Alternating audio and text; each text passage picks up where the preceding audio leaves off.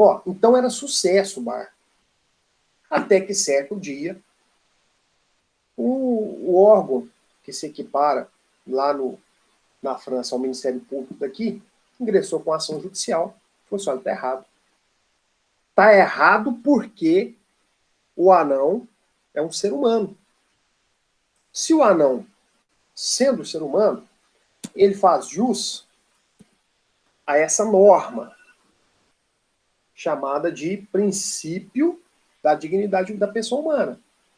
Então, é algo muito indigno pegar um sujeito, colocar ele lá numa geringonça que eles inventaram e ficar arremessando ele. Na verdade, o ser humano, ele tem que ser sujeito de direitos. Ele não pode ser tratado como um objeto. Ele não pode ser um objeto jurídico. E o anão, quando trabalha nesse bar, está sendo tratado como objeto. Como se fosse uma pedra que você coloca numa geringonça e arremessa ela. Você não está dando o tratamento devido ao anão. Está sendo desrespeitado o princípio da dignidade da pessoa humana do anão. E com base nesse argumento, com base na aplicação dessa norma jurídica, que vem sob a forma de princípio, o judiciário francês proibiu o arremesso de anão. Então, a partir de hoje, está proibido o arremesso de anão nesse bar. Porque isso fere, isso viola a dignidade humana do anãozinho. Pronto, proibiu. E aí, passados alguns meses, o bar fechou. Né? Porque o que era engraçado, o que bombava lá era o arremesso de anão. Proibiram o arremesso de anão, agora fechou, não tem jeito mais. Né? Demitiu todos os funcionários, inclusive o anãozinho, que era funcionário, tinha carteira assinada, tudo certo. E aí demitiu todos os funcionários. E passados mais alguns meses, esse sujeito aqui, ó,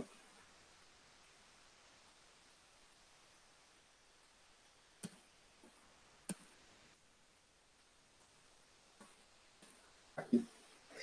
Esse sujeito entrou na justiça. Esse sujeito entrou na justiça falando o seguinte, ó, deixa o homem trabalhar. Eu quero trabalhar. Falaram aí que eu não podia trabalhar lá porque violava a minha dignidade humana, mas quando eu trabalhava no bar, que eu era arremessado, igual uma pedra, como foi falado, eu era uma pessoa muito mais digna. Porque eu trabalhava, eu tinha salário, eu conseguia pagar minhas contas, eu era um cara super popular, eu tinha vários amigos, eu era muito querido lá no ambiente, eu era mais querido que o dono do bar. Então todo mundo gostava de mim, todo mundo me cumprimentava, todo mundo me abraçava. Eu era o ídolo do bar, era eu. Eu tinha meu dinheiro, meu salário, eu pagava minhas contas, eu trabalhava, eu sustentava a minha família, eu comprava as minhas coisas, eu passeava nos meus momentos de lazer. Não era um trabalho escravo, era um trabalho perigoso, mas não era um trabalho escravo. Então, agora, com a proibição, é que estão violando a minha dignidade humana. Eu quero o direito de trabalhar e ser arremessado lá no bar que eu trabalhava.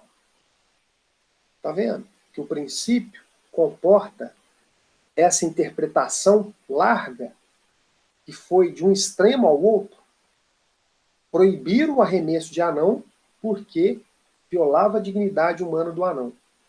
O próprio anão entrou com a ação judicial dizendo, olha, me proibirem de trabalhar é que viola a minha dignidade. Eu sou uma pessoa capaz, eu não tenho nenhum problema mental, eu sei o que eu estou fazendo, eu me submeto a esses riscos, em contrapartida eu recebo um salário razoável, eu recebo gorjetas dos clientes do bar, e me proibir de trabalhar é que viola a minha dignidade. Então, os princípios sempre vão apresentar essa carga interpretativa.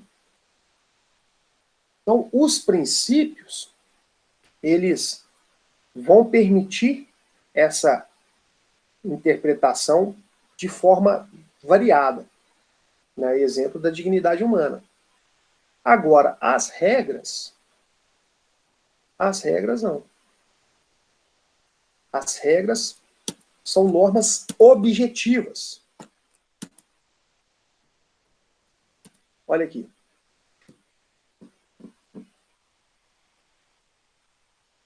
As regras fornecem elementos definitivos. Olha, ou você fuma e descumpre a regra, ou você não fuma e cumpre a regra. O princípio não. O que o princípio faz? Ele ajuda o intérprete a construir uma regra. No nosso exemplo aqui, qual foi a regra que foi construída a partir da contribuição do princípio da dignidade humana? Anão está proibido de trabalhar no bar para ser arremessado. Está vendo essa regra? O anão está proibido de trabalhar no bar para ser arremessado. Então, ou o dono do bar descumprir a regra e colocava o anãozinho para ser arremessado, e em contrapartida teria que se submeter a uma sanção. Sanção é uma palavra que vai aparecer demais no nosso vocabulário.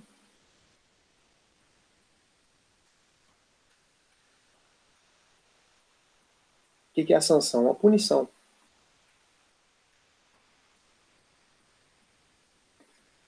Então, olha, se ele descumprir essa regra que foi criada a partir do princípio da dignidade humana, de que, olha, o anão está proibido de ser arremessado no bar, ele vai ter que pagar uma multa. Inclusive, pode até, se caso ele descumprir novamente, se ele reincidir, inclusive, pode até haver a punição, a sanção do fechamento do bar, que a gente está vivenciando agora na onda roxa da pandemia. O estabelecimento comercial que descumprir o decreto da onda roxa está sujeito à multa.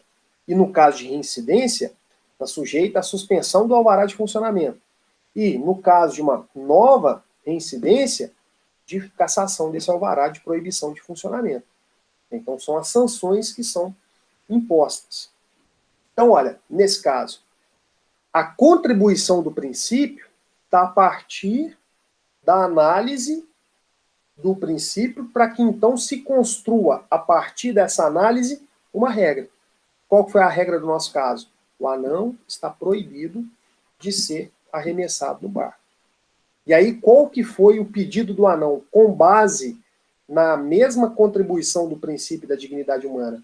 Olha, se autorizarem, né, se falar assim, olha, está permitido o trabalho do anão sendo arremessado, ele vai ter salário, ele vai continuar convivendo com os clientes do bar, ele vai continuar usufruindo dos benefícios do contrato de trabalho dele. Então, por isso que se fala que os princípios são normas que trazem razões, que trazem elementos de contribuição, ao passo que as regras trazem elementos definitivos. Ó, porque elas descrevem comportamentos, proibido fumar, ou atribuem poder. Como assim? Atribuir poder. Né? Atribuir competência, atribuir poder. Ó, está escrito na Constituição que está autorizado a implementar, a cobrar, a fiscalizar o IPVA, o Estado. Então o município não pode cobrar IPVA, a União não pode cobrar IPVA, o dinheiro do IPVA vai para o Estado de Minas Gerais. Está escrito isso lá na Constituição. Isso é um princípio ou uma regra? Uma regra. Quem cobra IPVA não é o Estado de Minas Gerais? Então é uma regra. Como que vai, né, ou o Estado cobra o IPVA, o município não faz nada e está respeitando a regra de que só o Estado pode cobrar o IPVA, ou então se o município criar um IPVA municipal, né, sobre a propriedade dos veículos, ele está descumprindo essa regra. A mesma coisa em relação ao IPTU. O IPTU é um imposto municipal, só o município pode cobrar. O Estado de Minas Gerais não pode cobrar IPTU. É uma regra também que está escrita na Constituição. Então, quando a Constituição fala, olha, o município pode instituir e cobrar um imposto sobre a propriedade urbana. Isso é uma regra.